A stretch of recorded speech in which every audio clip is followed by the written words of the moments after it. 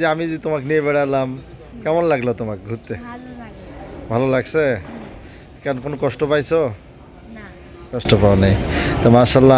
আমরা একটা শিশুর মুখে আসলে শিশুই সে যা বলবে এখানে তো আর অন্য কোনো কথা বলতে পারে না।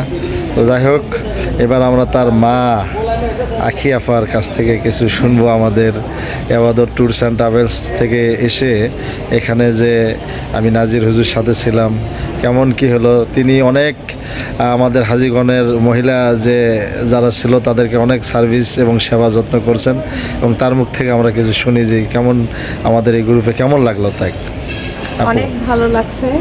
আর ইবাদত ট্যুরস অ্যান্ড ট্রাভেলসও তাদের ম্যানেজমেন্টটা খুব ভালো করছে। আর নাজির হুজুর তো সার্বক্ষণিক সব কিছুতেই সহযোগিতা করছে, আমাদেরকে অনেক জায়গা দেখাইছে, অনেক ইনফরমেশন দিছে, বলছে। এগুলো খুবই ভালো হয়েছে, খুব ভালো লাগছে। দেখার মতো যে জায়গাগুলো মোটামুটি মক্কা মদিনা এমন হয় সব জানার মতো। আমরা মক্কা মদিনার মোটামুটি সব কিছু জায়গায় দেখা শেষ, আলহামদুলিল্লাহ।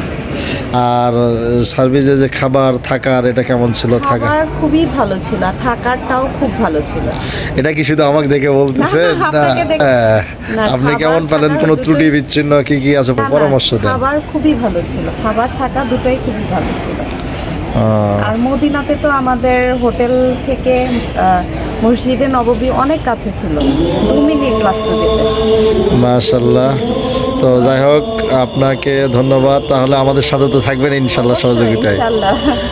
জি ইনশাল্লাহ, দোয়া রাখবেন আমাদের এবাদত ট্যুরস অ্যান্ড ট্রাভেলস যেন আরও এগিয়ে যায়, আরও সামনের দিকে আরও যেন প্রচার হয়।